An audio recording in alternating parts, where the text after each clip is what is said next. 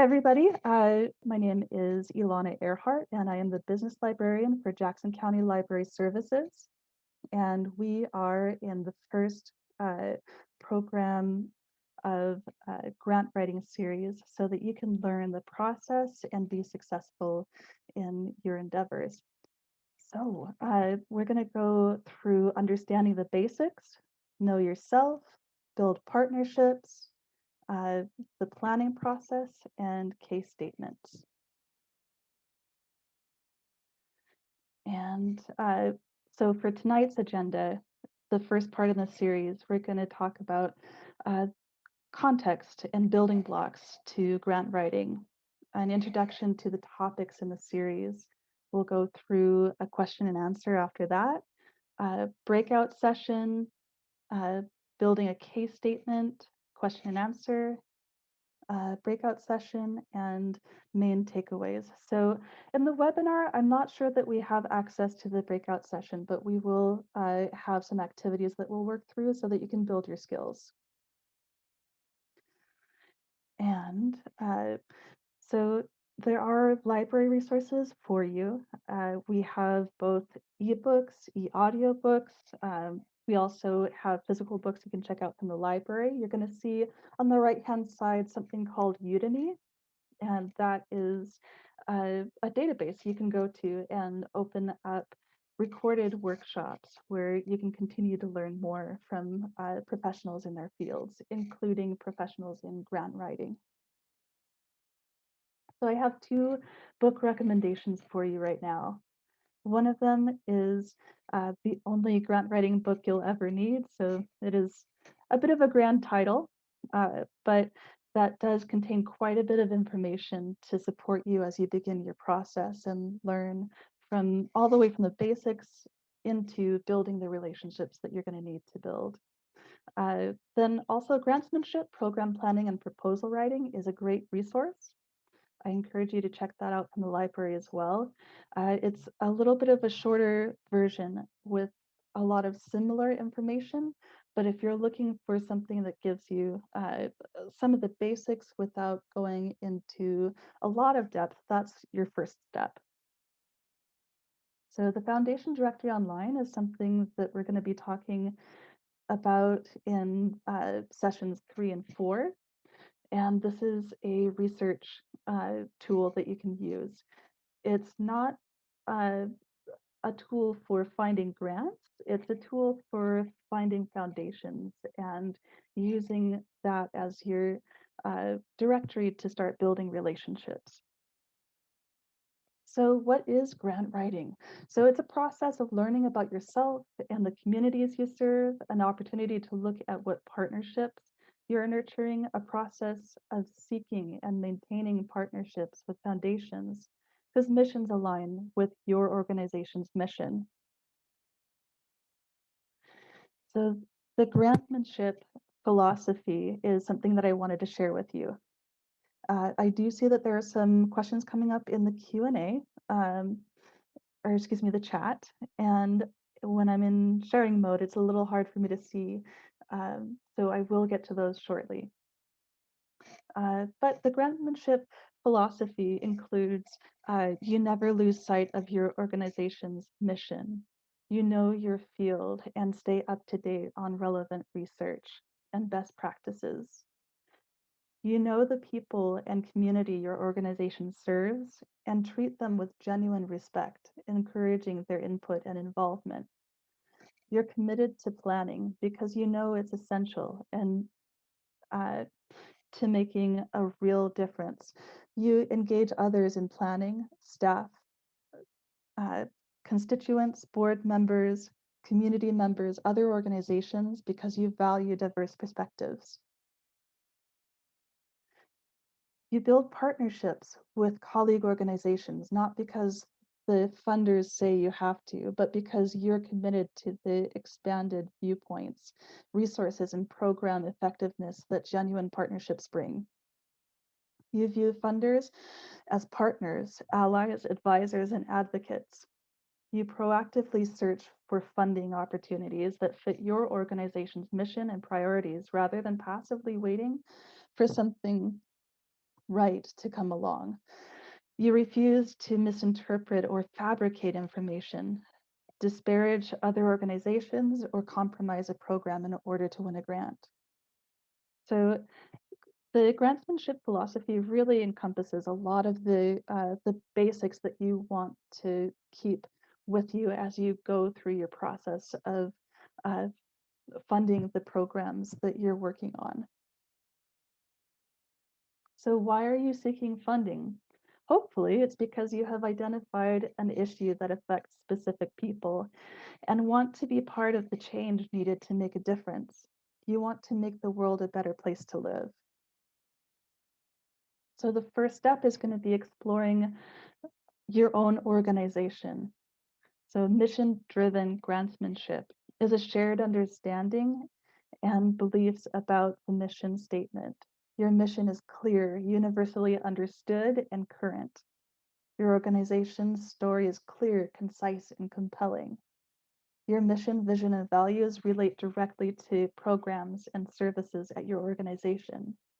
So the reason I read that all out to you is because it's really important for any organization, any group that's looking to have a project funded to really take a look at their founding documents, their founding statements. Does that still match? Was the last time that it was worked on 10 years ago or more? If it was long enough ago that you're not really sure if your mission matches the services that you provide, be sure to look back at those statements and update them. So what is your mission statement? It's a shared understanding of your organization's culture, what you are doing for the communities you serve, and why it's important. And your partnerships should do a few key things for you and for your community. So create and nurture the partnerships long before sending out proposals for grant funding. Share resources, responsibilities, risks, and rewards with your partners. And demonstrate that you are dedicated to developing the relationships needed to find sustainable and creative solutions. And planning is most of what you're going to be doing as you go through the grant writing process. Your planning is going to be in as if it were a recipe, 4 parts planning and 1 part writing. And that incurs a lot of communication within your organization or within your group about what it is you need funded and all of the different parts of your proposal that you will submit. And know your grant maker. Who are they? What are they looking for? What do they hope to achieve through grant making? Know this before approaching them and build a relationship with your chosen funders long before submitting the proposal. So more and more as time goes on, grant makers want to have a partnership, a relationship with their recipients. It's not just a matter of giving money to the organization or the project that they most want to fund and calling it finished. It really is about procuring that interaction. So your proposals. Your proposal is similar to a business plan. And I see a few people in this group are connected to business communities. So you might be more familiar with that. Your proposal needs to be clear, complete, and accurate to win grant funding or loans in the case of a business plan. So following the rules. Each funder is different. Keep that in mind. The rules will change depending on the funder that you're applying to. So don't ever recycle an entire proposal and submit it to multiple different funders for the same project. Again, the rules vary, and see the rules as non-negotiable. There may be a point when you don't understand a rule. That's an opportunity to contact the funder and ask a question for clarification. Don't ever assume that you can figure out what they might mean and move forward. You don't want to do that. Develop that relationship and communication. So, and have a new proposal for each funder. Then use your common sense. Let common sense guide the way, and don't let your fear and anxiety dictate your actions. So don't get so nervous or worried that you're not willing to ask questions. Rely on your own life experiences and knowledge. There are things that you know through the work you're already doing that you can apply to the grant writing process. So here are some examples of questions that people sometimes have. So there's a strict page limit. Should I eliminate the headers and bullet points? Most likely not. If the funder is trying to work through a lot of applications and reading through a lot of information, they may be trying to get an understanding of your project as quickly and easily as possible, giving little headers and bullet points wherever you can is going to help them move through your proposal. So partnership efforts. Does the funder want to see a description? Yeah, of course, in most cases. And if you're not sure, again, ask. So what if you don't understand the instruction? What does the funder want here? Again, always ask the funder if you are unsure at all. We don't fit their guidelines. Should we apply anyway? No, if you don't fit their guidelines, then you probably won't qualify and you will have done a lot of work to not win any funding. But you can get to know a new funder in the area. And if they don't fund your projects or your focus right now, just get to know them. Maybe in a few years they will expand their mission for funding. Uh, the more you know, the more you can work with that funder potentially later at a future time. So again, some tips from grantsmanship. So have an outsider look at your draft. Pick someone who will give honest feedback. Do not beg in your proposal. So use a positive tone and a framework to describe the project and the need for support. If something bad happened in your organization, focus your writing on the solution and the recovery. Don't focus on the problem. And support your claims with evidence and be concise, but don't overdo it. So we're wanting to use brief anecdotes and concise numbers and statistics. So there are a few different types of grants that you might apply for. You might apply through a private or corporate funder or a government entity. So when you're trying to build a relationship with a private or corporate funder, the rules can vary and they can be a little bit flexible sometimes. And it's more relationship driven. The proposal detail and submission requirements can vary between and among funders. The pre-proposal requirements like letters of inquiry, LOIs, are frequently used as part of the evaluation process for proposals. So as opposed to government entities, that the proposal can be more important than the relationships. There's such large entities that you might not have an opportunity to build a relationship, so they're really looking at that proposal. There are often a number of rules that you must follow, and they're fairly stringent.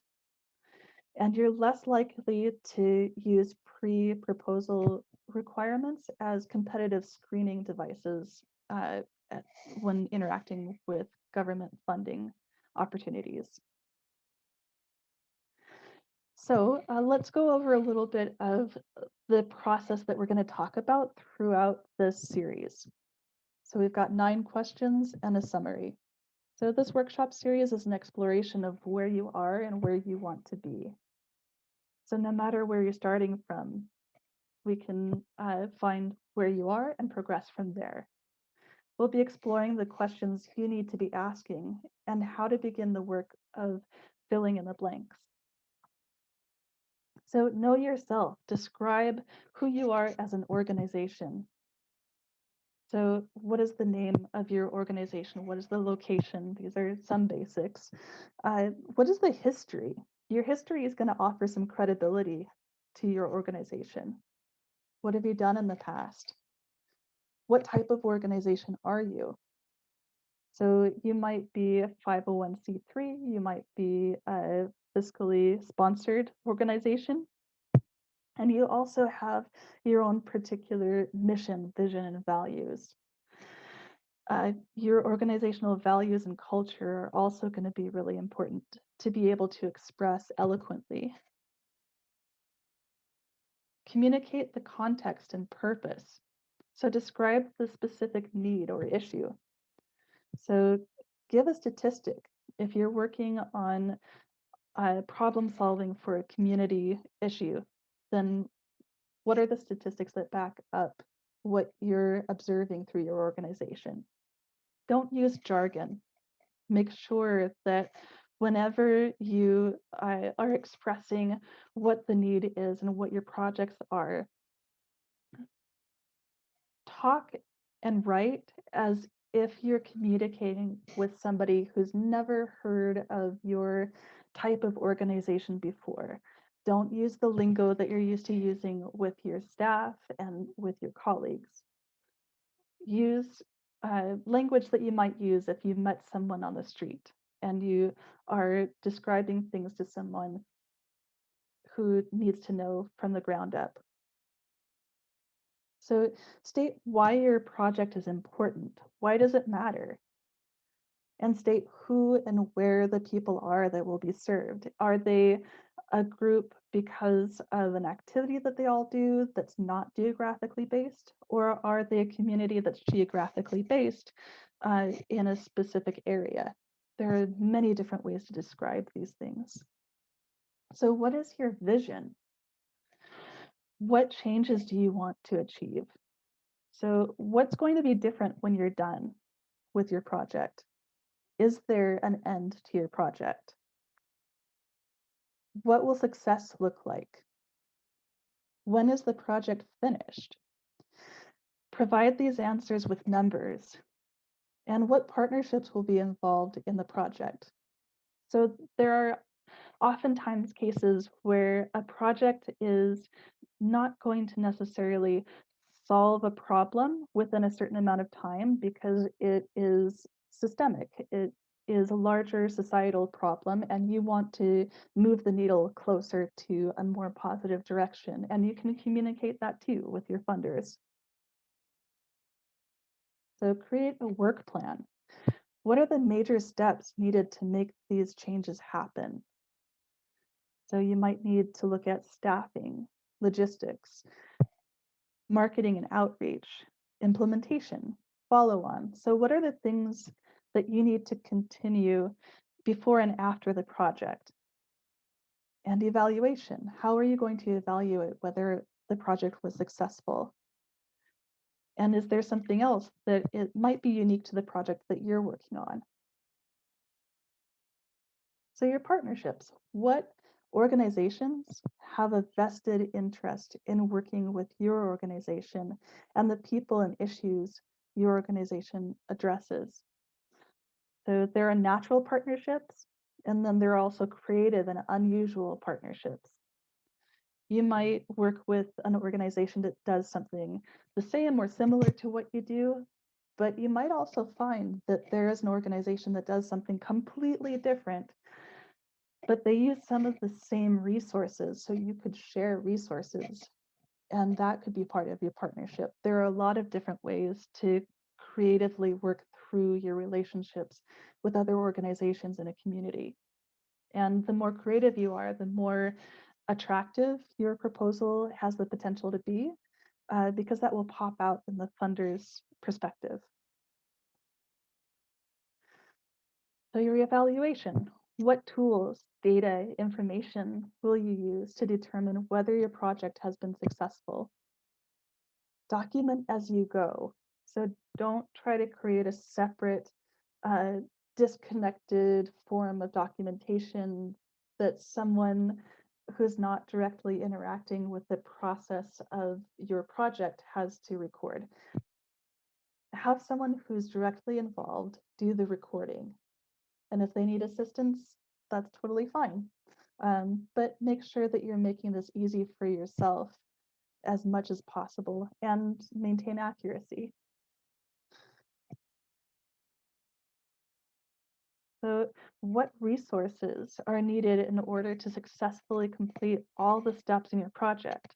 And we'll talk a little bit about this later on and about how to use a logic model and what that means. So that's a way to visualize the workflow and everything that needs to be obtained in order for that workflow to function. And what is your budget? What is the approximate total cost if you had to pay for everything? So we'll go over the frameworks of total cost and distinguishing what you have found creative solutions for versus what needs funding in a later workshop in this series. Identify where your project fits. What broad categories of community needs or opportunities does your project address? And each funder has a mission to serve communities in particular capacities. So what that means is different foundations will fund based on the particular mission that they have to serve communities. So maybe they're focused on health, maybe they're focused on the arts, but you have to learn about each funder to know that. So your summary. The summary comes as the last part because once you've gotten all of these other details in place and you understand, you've elaborated it, you can then pull that information into one short summary document. So what will you do? When? With whom? Where? Why? In order to what? So when we do our Q&A, we're going to pause and I'll see if someone can kind of distill some of this information together. I'm not expecting anyone to create a full paragraph of information, distill that into one sentence just easily, but start from where you can describe and then try to distill it down further and further from there. Okay, so we're at our first Q&A, and I'm going to go ahead and stop sharing. Okay, so I'm going to ask you a question. What projects are you working on right now? Or are there some of you here who are not sure what project you might work on in the future? Building a playground, that is awesome. So can you, if you want to speak, Serena, do you want to talk about that project?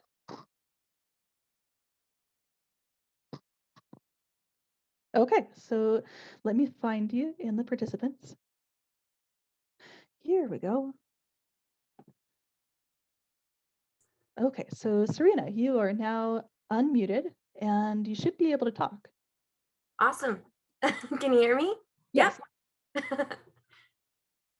Yes, so we are looking at building a playground, and it qualifies under a lot of different capital funding opportunities, but it's like a therapeutic playground that we're looking to build out in Ashland. That is super cool. So when you say therapeutic playground, what type of therapy does it provide? So we have to make sure that the structure is not too tall. We have students who can sometimes become dysregulated, and which is a jargon term that I'm trying to work around being more concise, but it's something that we have to be wary of how high they can climb, making sure that they are safe, and that it's obviously in COVID times able to be really hygienic. So the sort of things like you have to have the appropriate kind of bark and all of these different things that I'd never even considered when it comes to building a playground for kids. Okay, that sounds awesome. And do you feel like you could talk about some of the partnerships that you're building as uh, that project progresses? That's a piece of it that I've been looking at growing into. I've had a few conversations with different contractors in the area and trying to identify like the specific playground building contractor that would be a good fit. A lot of the bigger contractors are more interested in building new businesses or buildings. So just trying to find that perfect fit, I think, and talking about it with anybody who will listen, I think is the biggest thing about finding those people. Yeah, and one of the things that I've been finding over and over again is if you can really describe that project in I don't know, 30 seconds or less, like an elevator pitch, that's even easier for people to catch on to. Oh, that's the project that they're working on, that these are the values that they have. Does our organization match those values? Do we want to partner with that? Absolutely. So thank you so much, Serena. And I wonder, do you have any other questions, any other comments before I mute you? No, I think this has been really great. A lot of very concise information. I've been taking a lot of notes, so thank you so much. Oh, awesome. Cool. So what I'm going to go ahead and do is ask if anybody else has questions that they would like to put voice to. Uh, let's see. I have a comment from someone. I'm not able to see their entire name, but currently I'm working building our public awareness and trainings related to prevention of child abuse and child sexual abuse.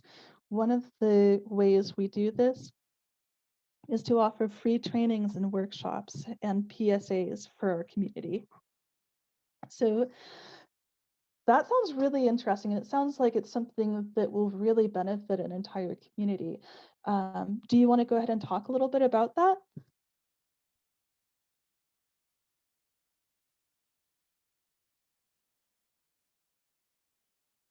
So I don't want to put anybody on the spot, so I won't require anybody to speak. So okay, here we go.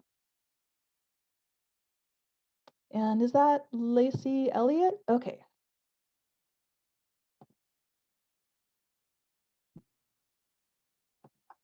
Okay. Am I good? Yeah, I can hear you. Yeah, so we have a program over at the Children's Advocacy Center, and it's within our kind of outreach department, I guess. I don't really know if that's a department, but it's called Protect Our Children, and a lot of our funding comes from the Ford Family Foundation and then some other community like 101 type grants. And that specific program focuses on mostly prevention of child sexual abuse. And so one of our goals this year is to really, in general with the CAC, but especially in regards to public awareness, and making the public aware that it is a real thing and it is unfortunately very common. We've already been for many years offering these free stewards of children trainings, but we're going to start offering some supplemental trainings that stewards has to offer. And then we're also bringing in people, like we have a internet safety training that we're bringing someone from Homeland Security in, and we're also creating like commercials and different types of videos to bring awareness to the issue. Okay, so there's a lot of work already going on with this project, and it sounds like you're fairly advanced in your understanding of what it is you're doing, who you're working with, and it sounds like you've got some partnerships going on.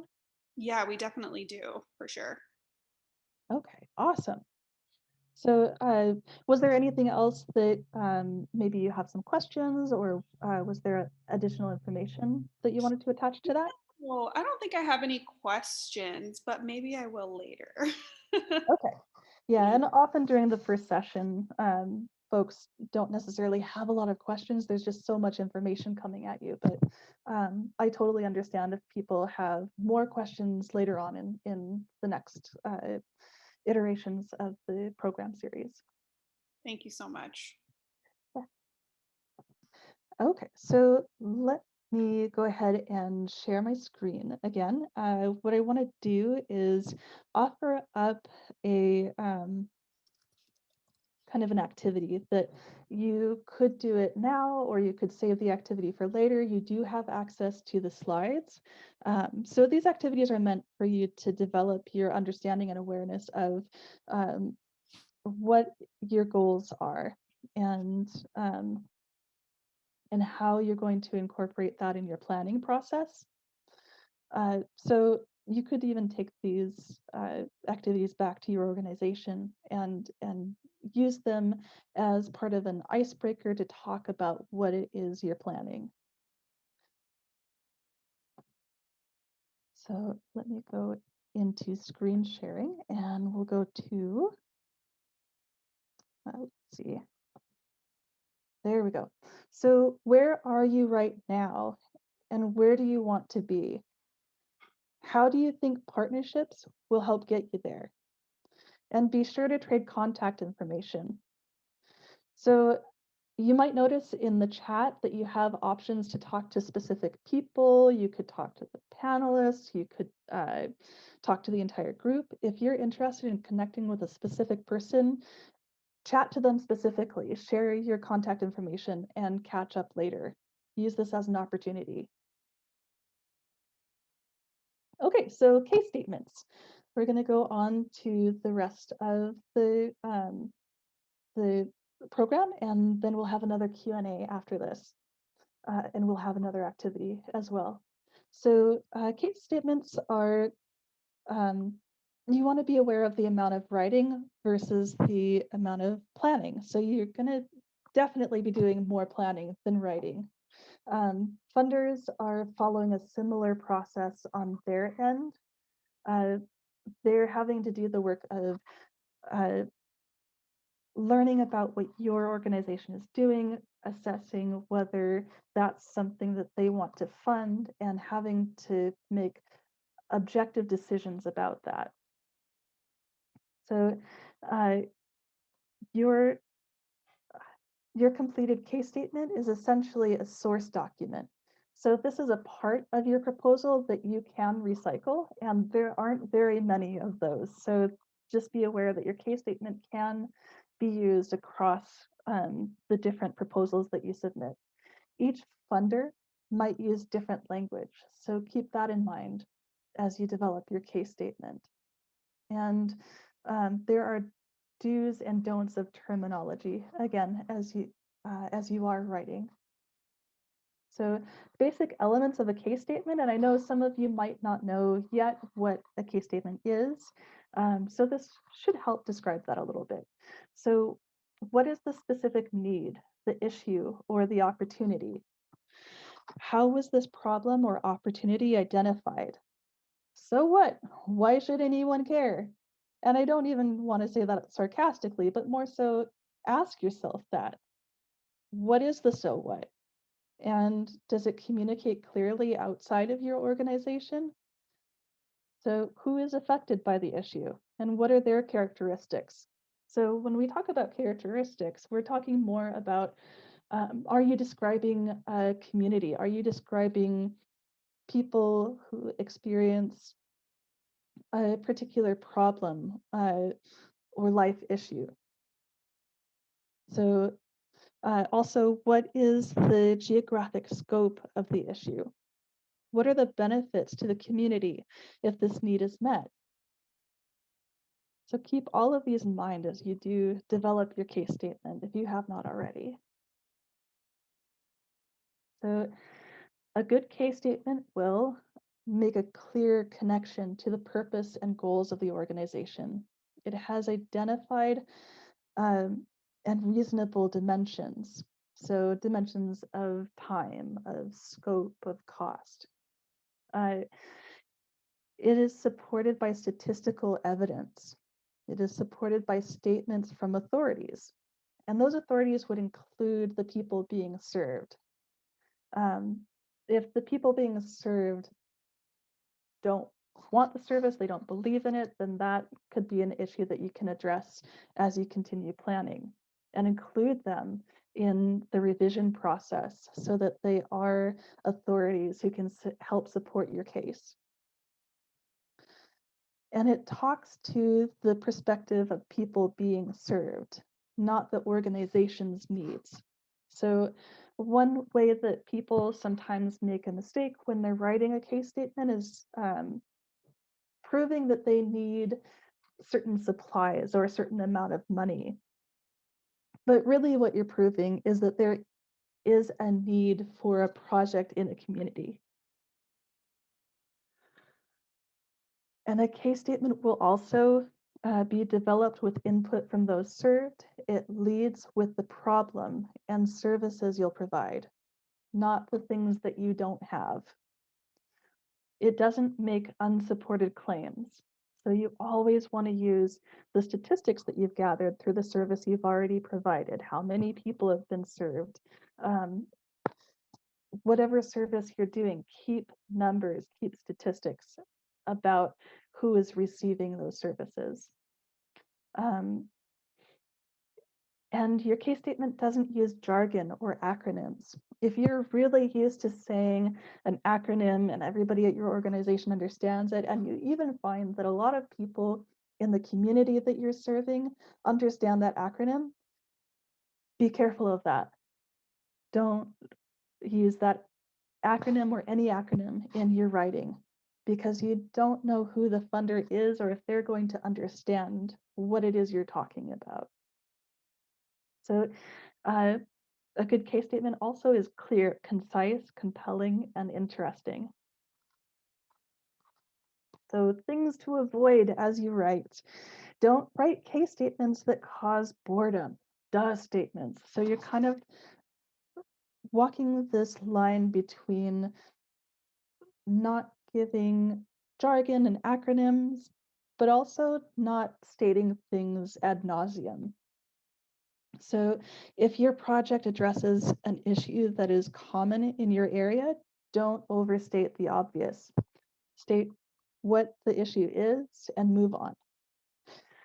Don't over-describe the solution or proposed approach. Be as concise as you can. The more concise you are, the more compelling your argument can be, or your case statement rather. And what should your writing include? So writing that describes the community you are serving. So that makes it clear that you are serving people and not treating humans like statistics. And tell the story behind the statistics.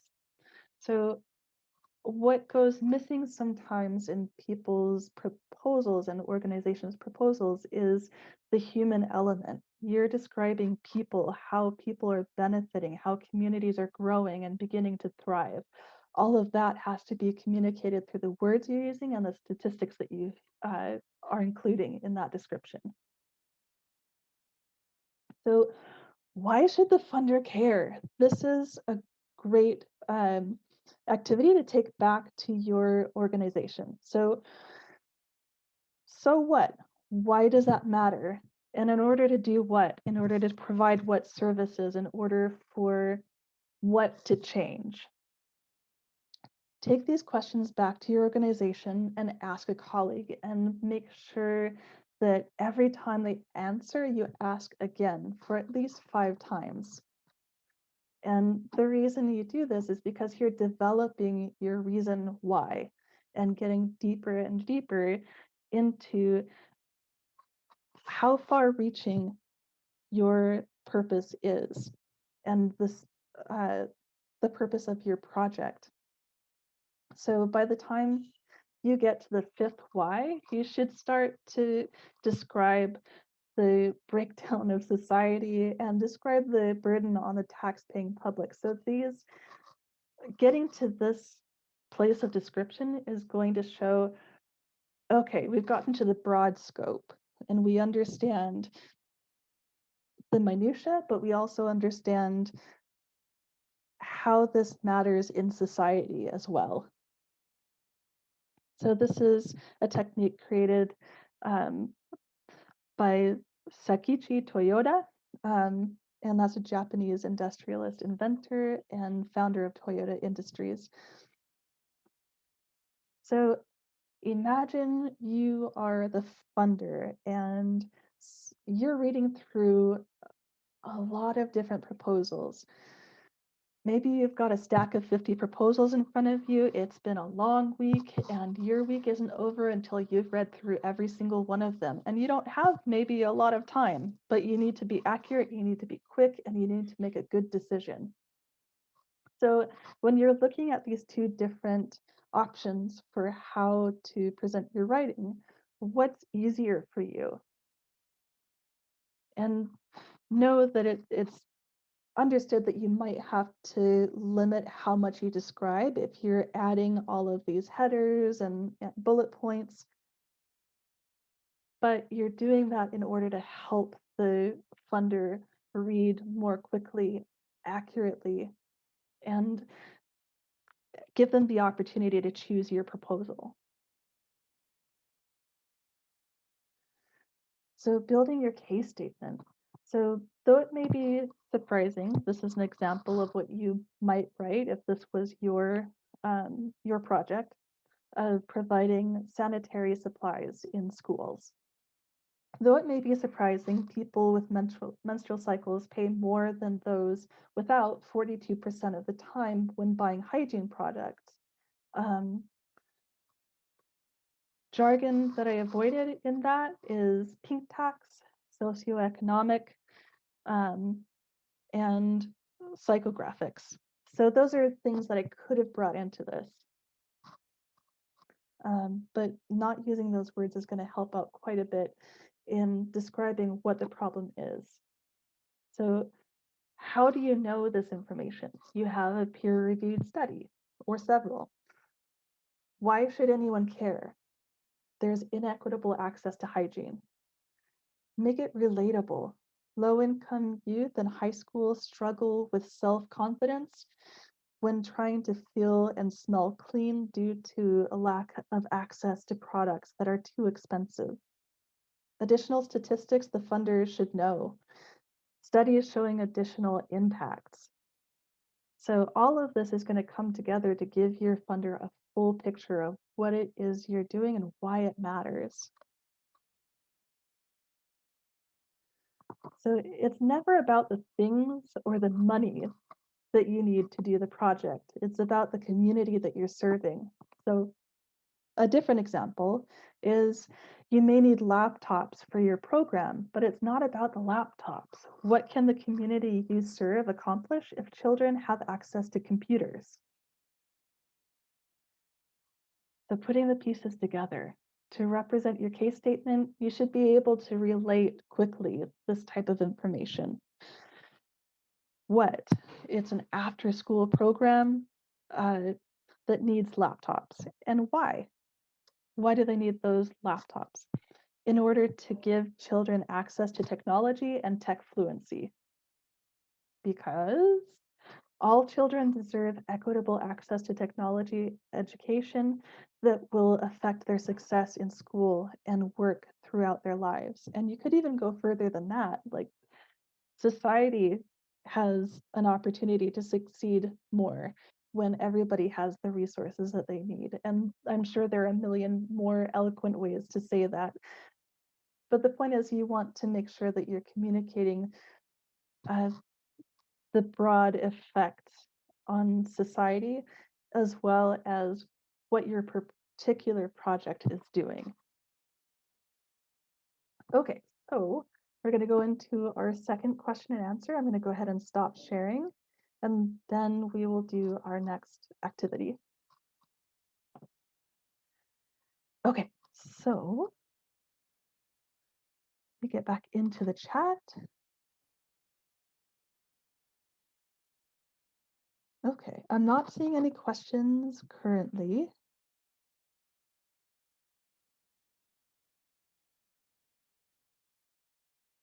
So a few minutes ago, Heather added, we are expanding to add a nonprofit restaurant under the Randall Theater Company umbrella. It will help to fund ongoing theater operations. That sounds pretty exciting. So Is there anybody who has a particular question? It looks like, oh, I've got Lacey, your hand is up. Let me unmute you. I think I accidentally did that, so I'm sorry. So I can unmute myself, but I figured I'd respond to you rather than leaving you hanging. I'll try to lower my hand. Oh yeah, no worries. Don't even worry about it. Okay. So let me look through. I'm not seeing any hands up. Okay. Was there anything that kind of got your gears going, made you think, oh, maybe that's something that I haven't done before? We can also have more of an organic conversation about something that you noticed that you hadn't seen before. Oh, cool. So there's some connections happening. Okay. Okay, so Melissa. Oh, Hi. there we go. So one of Hey. the things that I was actually kind of brainstorming on, there's some projects that we are thinking about starting that, and I've looked through some of the grant websites and like what they have to offer, and they're pretty specific. And so I'm kind of concerned for when we go towards like a specific project, what it will look like when we're trying to find money for something that is so specific, how to dig that up, how to dig those up, or who to reach out to find those outlets. Oftentimes it's really about the connections that you're making and the relationships that you build over time.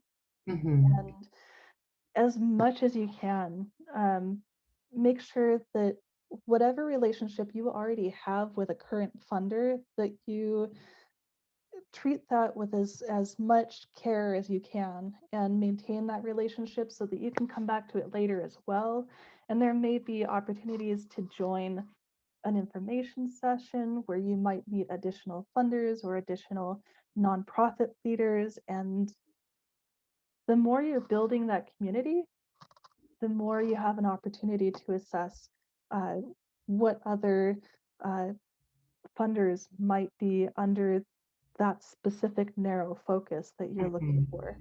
Cast the net wide. Oh, could you repeat that? Casting the net wide. Oh, yeah, of course. And yeah, just joining during COVID as many online networking sessions as you can, as many presentations as you can for. I think that has made things so much more available to people because everything is mandatorily online. And so the travel isn't a barrier. So, yeah, that is a really good point. Yeah, I've been super grateful for all the things that I've been able to do.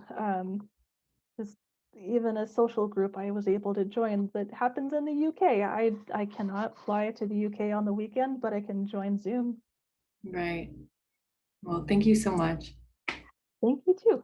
And let's see, is there anybody else who would like to ask a question or just talk about something that they noticed that they hadn't thought about before?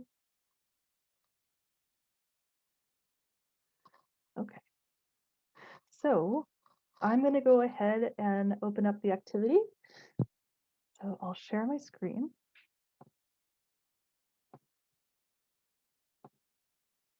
And okay, so this is where we get to go through and say, so what? Why does that matter? And in order to accomplish what? And arrive potentially at the breakdown of society and the burden on the tax-paying public. So I am going to ask someone to maybe put themselves on the spot. I'll stop sharing. And does someone feel comfortable kind of beginning that process and doing that interaction with me so I can ask you, why? So what are you doing? So you can go through that thought process of developing your ideas and developing how you're going to communicate why your project is important. Okay, so Kate.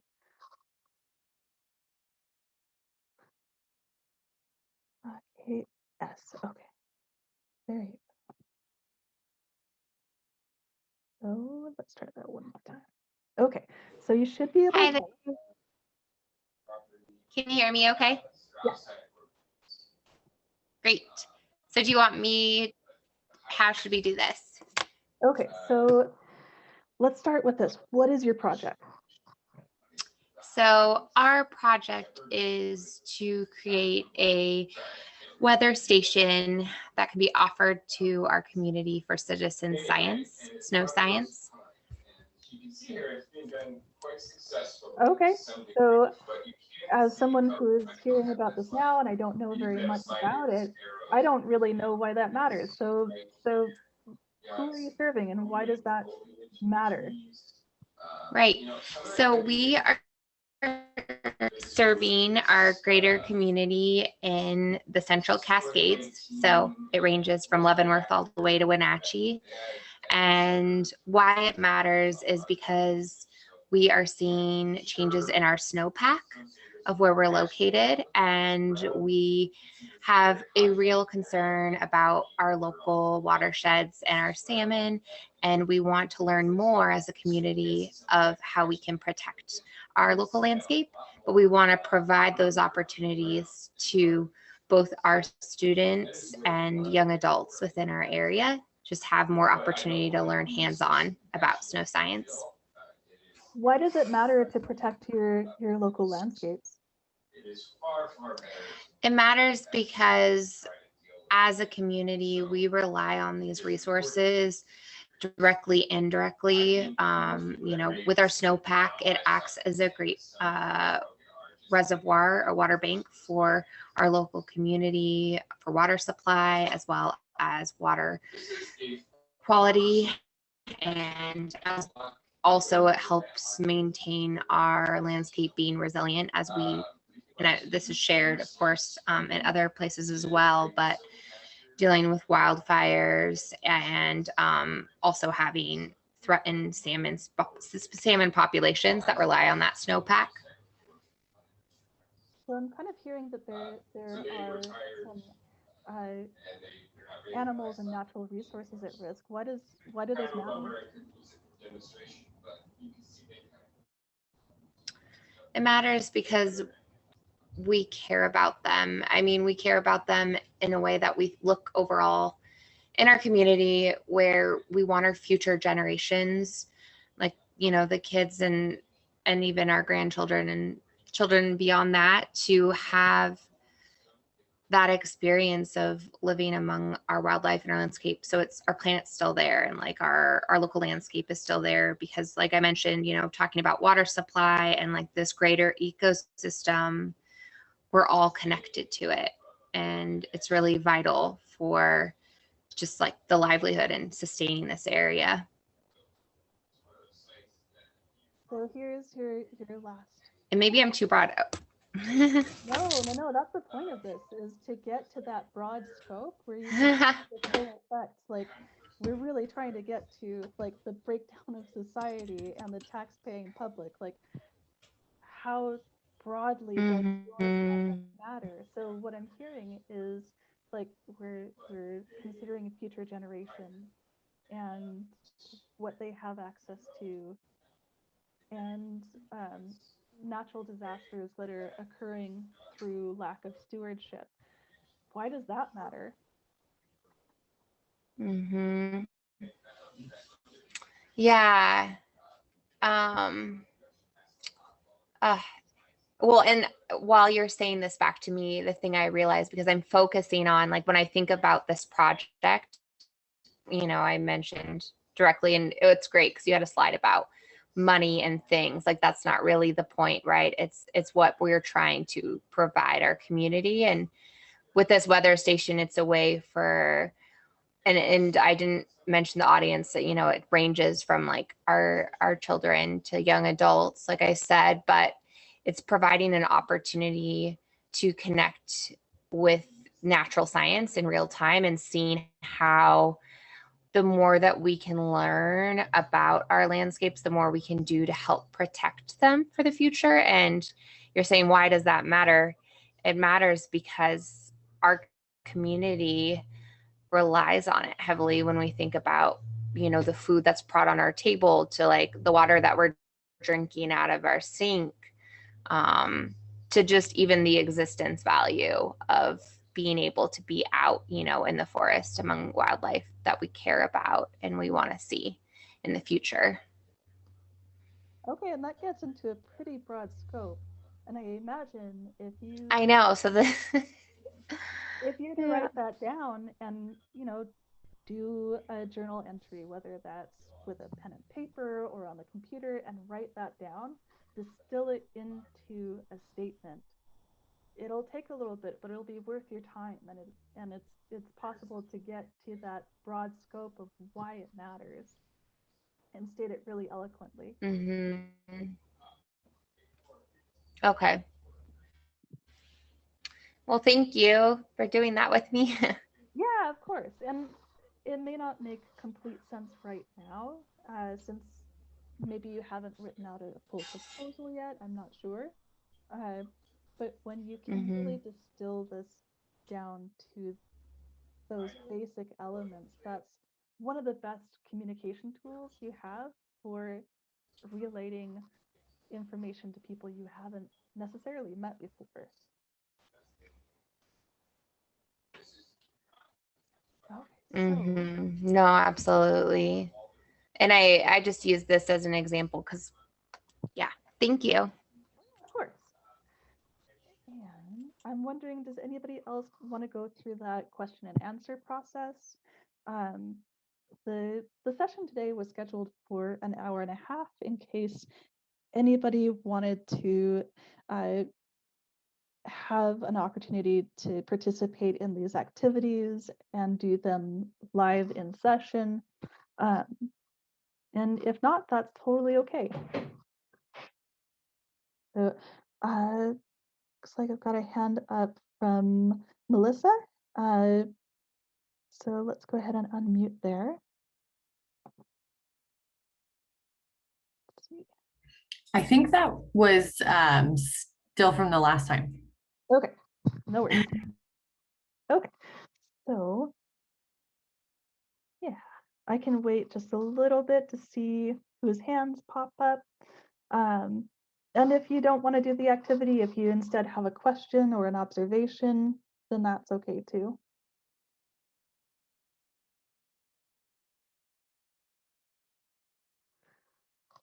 Okay, so I'm getting from Kayla, that was great. Thank you for sharing your project and why process with us. So that's awesome that people got to kind of observe that and see how it works and how you might bring that back to your organization. Okay, so let's go ahead and do our kind of closing for the night. And what are some of the main takeaways, things that you hadn't necessarily thought about before or thought about in that way before? So I'm going to ask a couple of people to kind of talk about your process of learning as you've been following along tonight.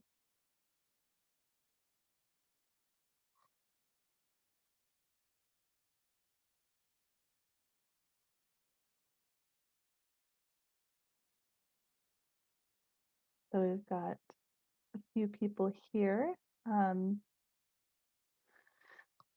Who would like to share something that's a little bit new to them? And we can talk about it too.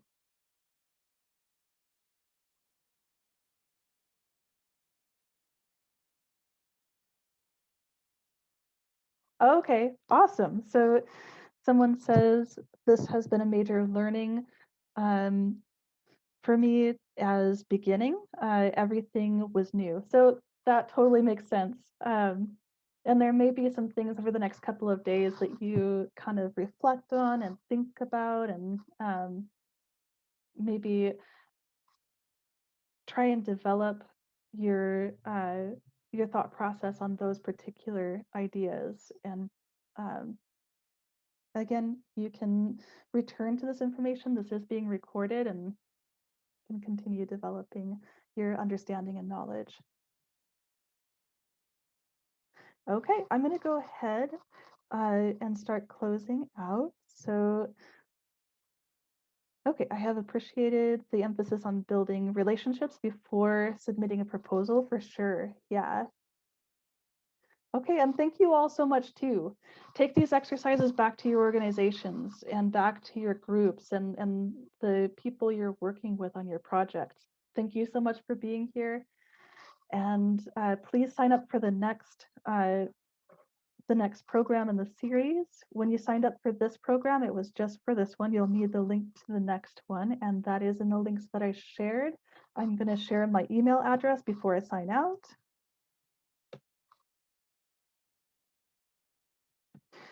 So email me if you have any questions, if you're not sure how to sign up for the next session, and we'll see you then. You have an awesome night. We'll connect again.